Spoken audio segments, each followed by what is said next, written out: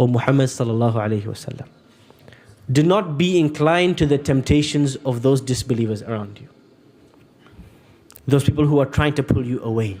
Now he's talking about the external factors. Your friends, your company, your colleagues, your environment, the pub down the road, the shop across the street, your mates from school. Those people are pulling you. They're tempting you. Just try it once. What's the harm? You're not a big boy. Come on, what's going on? Everybody's doing it. Everybody's texting each other the same stuff. They're sharing the same videos. They're doing the same stuff. Why don't you get in on it? You feel left out. You sat there at work. It's salah time. But you feel so embarrassed to go and tell somebody, look, I'm going to go and pray. I can't come to this meeting. I'll be 10 minutes late. That embarrassment, that environment puts you in such an awkward situation that you reject Allah in favor of someone, something, some other pressure that's in your life. It's those around you. وَلَا تَرْكَنُوا إِلَى الَّذِينَ ظَلَمُوا. But Allah first begins with the internal factors. If you want to go towards Allah, you have to start with yourself. No car can move without the engine. Doesn't matter how nice the road is, how beautiful the fuel is, how good the wipers are, what model the vehicle is. It doesn't matter. If there's no engine inside it, pushing it to move, cranking all the shafts, that tire will not move 1 inch. Inside us there is an engine. That engine is the heart. If the heart does not yearn for Allah, we will never move. Doesn't matter which talk, which lecture, which madrasa, which school, which clothes, what brand thobe, how high your thobe is above your ankles or below. You will never move towards Allah until the engine in your heart starts yearning and searching for Him.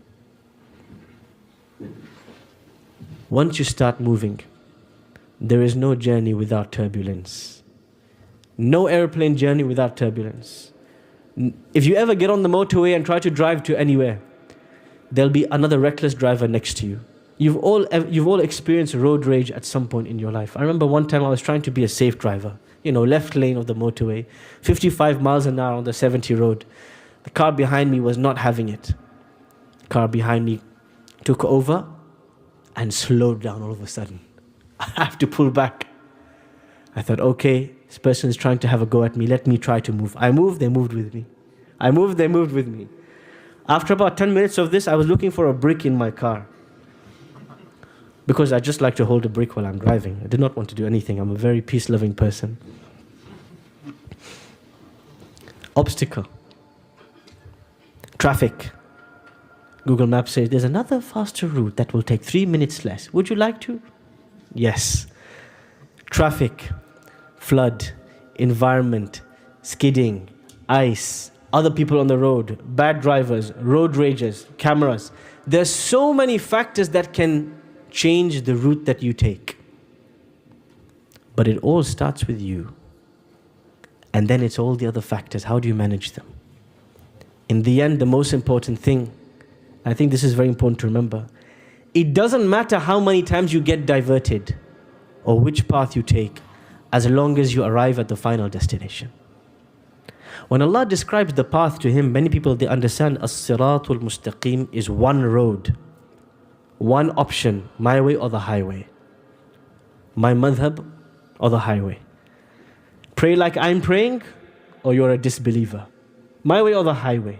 When Allah talks about the paths that lead to Him, He says, Subul as-salam. There are many paths to Allah. Some reach Allah through charity. Others through the night prayer. Others through volunteering. Others through the service of their parents. The paths to Allah are so many. It just depends what path has opened up to you. The path that opened up to you may not be the path that opened up to me. But there's one thing you have to remember. Every road comes with roadblocks. Every flight with turbulence. Every ship in the sea comes across waves. There is no such thing as a smooth journey to Allah. But when you're in the sea and a storm comes and the waves are the size of mountains, there's something that every ship captain does in order to survive the storm. What is that? There's something they need to throw into the sea. And it's not people.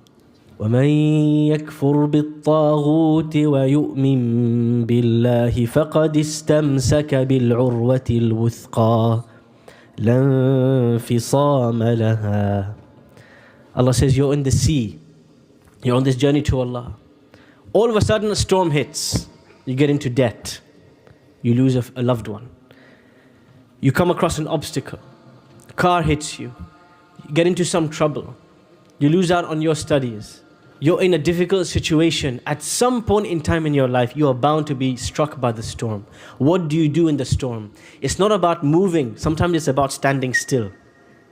Sometimes you don't have to make progress. You don't have to do more things. Let me just maintain my position. You throw the anchor into the sea. No matter what wave comes, no matter what storm hits, how fast is the wind, your ship will stay in place. It is the anchor that keeps you firmly attached to the ground. Our anchor, Allah describes in the Quran. He says, whoever disbelieves in everything false and approaches and believes and trusts Allah, you have held on to a firm anchor that will not let you go. Allah is the firm anchor.